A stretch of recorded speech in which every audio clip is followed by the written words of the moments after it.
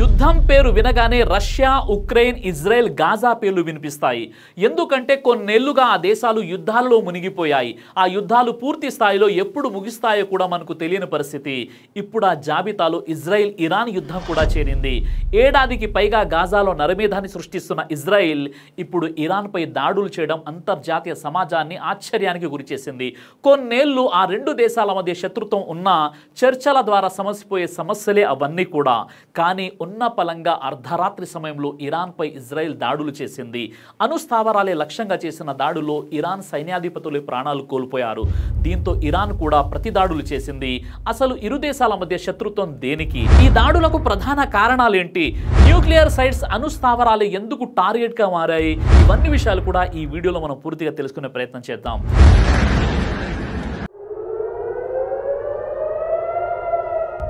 గత శుక్రవారం తెల్లవారుజామున మొస్సాద్ మరియు ఎయిర్ ఫోర్స్ మద్దతుతో ఇజ్రాయెల్ రక్షణ దళాలు ఐడిఎఫ్ ఇరాన్పై ఆపరేషన్ రైజింగ్ లయన్ పేరుతో ఇరాన్పై దాడులు పెద్ద ఎత్తున ముందస్తు దాడి ప్రారంభించింది. 200కి పైగా విమానాలు సుమారు 100 లక్షలపై డెహ్రాన్ సిటీకి దక్షిణం వైపు 225 కిలోమీటర్ల దూరంలో ఉన్న నటాంజ్ అనే nuclear facilities, Natanz pilot plant, ఇస్ఫహాన్లోని అణు పరిశోధన కేంద్రం, ఫోర్డ్లో ఉన్నటువంటి యురేనియం ఎన్రిచ్మెంట్ ప్లాంట్ సహా ఇజ్రాయెల్ విమానాలు 330కి పైగా బాంబులు, మిజైల్స్ వేశాయి. ఐడిఎఫ్ నటాంజ్ ప్లాంట్లో తీవ్రత కలిగించిందని చెప్పింది. అయితే అంతర్జాతీయ అణుశక్తి సంస్థ ఐఏఈఏ నటాంజ్ ప్లాంట్ యొక్క నేల పైభాగం ధ్వంసమైందని ధృవీకరించింది. కానీ దాని భూగర్భ గదులకు ఎటువంటి స్పష్టమైన నష్టం జరగలేదని గుర్తించింది. నటాంజ్ కేంద్రంలో జరిగిన దాడుల వల్ల రేడియోలాజికల్ మరియు రసాయన కాలుష్యం సంభవించిందని ఐఏఈఏ నివేదిక చెప్పింది. దానివల్ల పెద్ద నష్టం జరగదని చెప్పడం జరిగింది. ఇస్ఫహాన్లో ఉన్నటువంటి తమ అణు కేంద్రంపై కూడా దాడులు జరిగాయని ఇరాన్ తెలిపింది. ఇక్కడ యురేనియం మార్పిడి ప్లాంట్, ఇంధన ఉత్పత్తి యూనిట్ మరియు ఇతర సౌకర్యాలు ఉన్నాయి.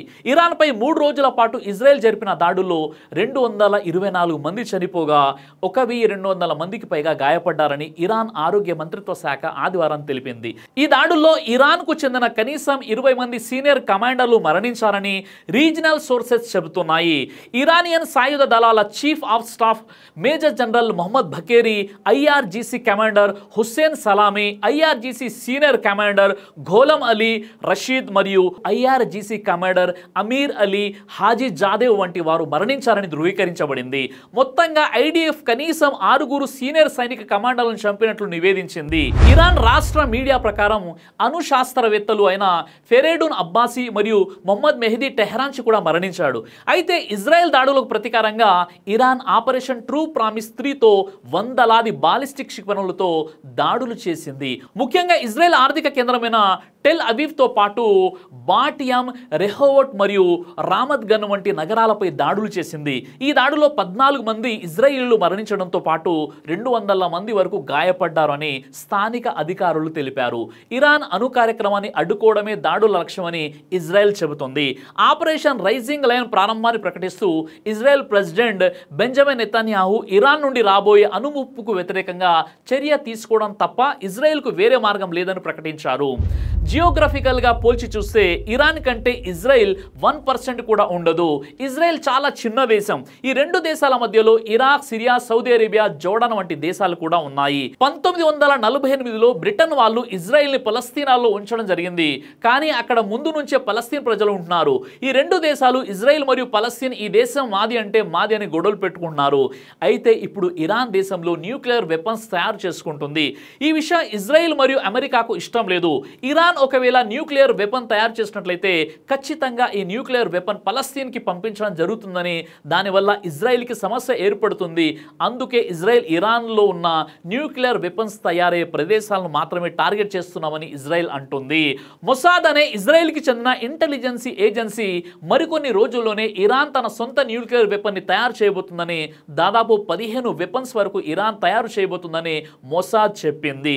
ఈ న్యూక్లియర్ బాంబులను తయారు చేయాలని అంటే ఎన్రిచ్ యురేనియం కావాలి, అంటే సుసంపన్నం చేసిన యురేనియం కావాలి. అయితే ఇరాన్ దానికి కావాల్సిన ఏర్పాట్లు చేస్తుంది.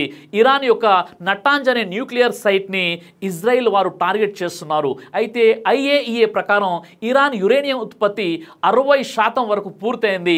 60% నుండి 90% వరకు ఎన్రిచ్మెంట్ అయింది. అంటే న్యూక్లియర్ బాంబు తయారైపోయినట్టే. కాబట్టి మనం ఖచ్చితంగా ఇరాన్ని ఆపాల్సిందే అని ఈ అటాక్ ఇజ్రాయెల్ ఇరాన్ మీద చేయడం జరిగింది. ఆపరేషన్ రైజింగ్ లయన్ అనే పేరుతో ఇరాన్పై ఇజ్రాయెల్ దాడి చేసింది. దీని లక్ష్యం ఏంటి అంటే ఇరాన్లో ఉన్న న్యూక్లియర్ స్థావరాలను ధ్వంసం చేయడానికి ఈ ఆపరేషన్ స్టార్ట్ చేసింది. అందుకే ఇజ్రాయెల్ ఇరాన్లో ఉన్న న్యూక్లియర్ సైట్స్ పై అటాక్ చేసింది. అదేవిధంగా ఇంతకు ముందు చెప్పినట్లు ఎవరైతే న్యూక్లియర్ వెపన్స్ కి పనిచేసే సైంటిస్టులు ఉన్నారో వాళ్ళ మీద కూడా అటాక్ చేశారు. వాళ్ళలో టాప్ 6 సైంటిస్టులలో 6 చంపేసినట్లు ఇజ్రాయెల్ ప్రకటిస్తుంది. గతంలో కూడా 2020లో ఇజ్రాయెల్ ఇరాన్కి చెందిన మొహసేన్ ఫఖ్రీజాదే అనే న్యూక్లియర్ సైంటిస్ట్ ని హతమార్చడం జరిగింది. ఈ విధంగా జూన్ 15న జరిగిన అటాక్ తో ఇరాన్ అణుశాస్త్రవేత్తల మరణాల సంఖ్య 14కి చేరింది. వారిలో కొందరు కారు బాంబు దాడిలో మరణించారని 2 రీజనల్ సోర్సెస్ చెప్తున్నాయి. మేము ఇరాన్ పై అటాక్ చేయడం లేదు, ఇరాన్ యొక్క న్యూక్లియర్ ప్రోగ్రామ్ ని మాత్రమే అటాక్ చేస్తున్నామని ఇజ్రాయెల్ అంటుంది. అయితే తన అణు కార్యక్రమం పౌర అవసరాల కోసమేనని, ఇది పూర్తిగా శాంతియుత ప్రయోజనాల కోసమేనని ఇరాన్ గట్టిగా వాదిస్తుంది. ఈ దాడుల వెనుక అమెరికా హస్తం ఉందని ఇరాన్ ఆరోపించింది. న్యూక్లియర్ ఒప్పందాలు చేసుకోవడాన్ని నిరాకరించడం వల్ల తమపై ఇజ్రాయెల్తో దాడులు సాగిస్తుంది. కాబట్టి అమెరికా సైతం తమ ప్రతీకార దాడులను ఎదుర్కోవాల్సి ఉంటుందని హెచ్చరించింది. ఈ హెచ్చరికపై అమెరికా అధ్యక్షుడు డొనాల్డ్ ట్రంప్ స్పందిస్తూ ఇరాన్ ఆరోపణలను తోసిపుచ్చారు. ఎటువంటి ఆధారం లేకుండా ఇరాన్ ఆరోపణలు చేస్తుంది. ఇరాన్పై ఇజ్రాయెల్ దాడితో తమ ప్రమేయం లేదని వివరించారు. అమెరికాపై దాడి చేయడానికి ప్రయత్నిస్తే అమెరికా సాయుధ దళాలు పూర్తి స్థాయిలో ఇరాన్పై యుద్ధానికి దిగుతాయి. ఇంతకు ముందు ఎన్నడూ చూడని స్థాయిలో ఇరాన్పై యుద్ధం చేస్తాం అన్నాడు ట్రంప్.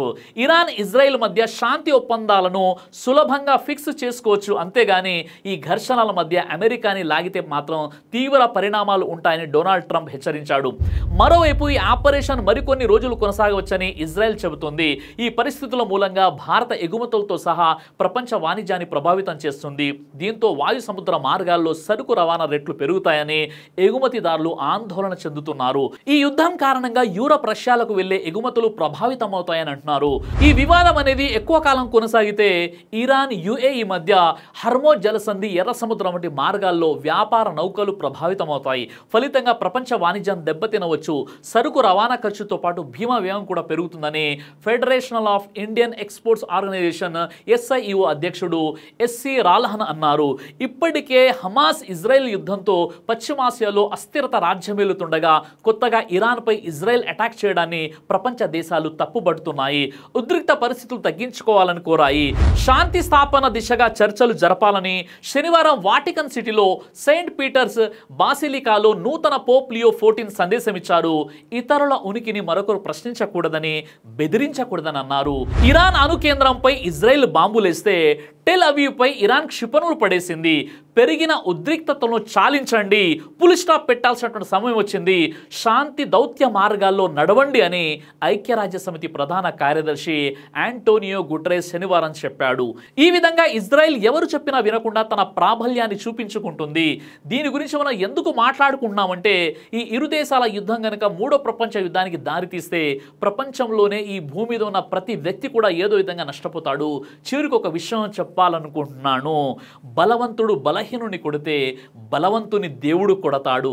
దైవం తరపు నుండి వచ్చే దెబ్బ మామూలుగా ఉండదు. ఎవరు ఎవరిపై దౌర్జన్యం చేసినా, వారు ఏ మతం వారైనా, పీడితుడు గనక తన చేతులెత్తి దైవాన్ని మొరపెట్టుకుంటే అతడు ఏ మతం వాడైనా, ఎలాంటి విశ్వాసం కలిగిన వాడైనా అతని మొరను ఖచ్చితంగా దేవుడు ఆలకిస్తాడు. అప్పుడు పరిస్థితి మరో విధంగా ఉంటుంది. ప్రపంచ మానవులందరూ కూడా ఒకే జంట సంతానం, పరస్పరం సోదరులు, రక్త సంబంధికులు. మానవులందరినీ పుట్టించినటువంటి దేవుడు కూడా ఒక్కడే ఉన్నాడు. ఈ విషయాన్ని గుర్తిస్తే ఇక శత్రుత్వం ఉండదు, యుద్ధాలు కూడా ఉండవు. దైవం మనందరి కూడా సద్బుద్ధిని ప్రసాదించుగాక. ఇరాన్, ఇజ్రాయెల్, గాజా, ఫలస్తీన్లలో జరుగుతున్న యుద్ధం శాంతియుత చర్చల ద్వారా సర్దుమనగాలని మీరంతా కూడా దైవంతో ప్రార్థన చేయండి. దైవ ప్రవక్త ముహమ్మద్ సల్లల్లాహు అలైహి వసల్లం వారు తెలియజేశారు, కడుపుకు సంబంధించినటువంటి అన్ని రకాల వ్యాధులకు అద్భుతమైనటువంటి ఔషధం తల్బీనా. ఇది దైవ ప్రవక్త వారి సున్నత్, మంచి ఆహారం, ఇమ్యూనిటీ బూస్టర్. ఇందులో షిఫా ఉంది. ఇది మంచి ఔషధంగా కూడా పనిచేస్తుంది. కాబట్టి పిల్లలు అయినా, పెద్దలు అయినా ఎవరైనా దీనిని ఉపయోగించవచ్చు. అలాగే ఖురాన్లో దైవం తెలియజేశాడు, తేనెలో మీకు స్వస్థత ఉంది అని. కాబట్టి స్వచ్ఛమైనటువంటి ఫారెస్ట్ హనీ కోసం మీరు సంప్రదించండి. అలాగే పురుషుల కోసం ప్రత్యేకంగా తయారు చేయబడినటువంటి షాహీ హల్వా, ఇది లైంగిక సమస్యలను దూరం చేసి శృంగార సామర్థ్యాన్ని పెంచుతుంది, మీ దాంపత్య జీవితంలో మంచి అనుభూతినిస్తుంది. ఇందులో ఎలాంటి సైడ్ ఎఫెక్ట్స్ లేవు. ఇది కంప్లీట్గా హెర్బల్ ప్రొడక్ట్స్తో తయారు చేయబడినటువంటిది. కాబట్టి స్క్రీన్పై కనిపిస్తున్నటువంటి ఈ నెంబర్స్కి కాల్ చేసి మీరు ఇప్పుడే ఈ ప్రొడక్ట్స్ని ఆర్డర్ చేసుకోవచ్చు. కొరియర్ ఫెసిలిటీ కూడా ఉంది. ఆలస్యం ఎందుకు, వెంటనే ఆర్డర్ చేయండి.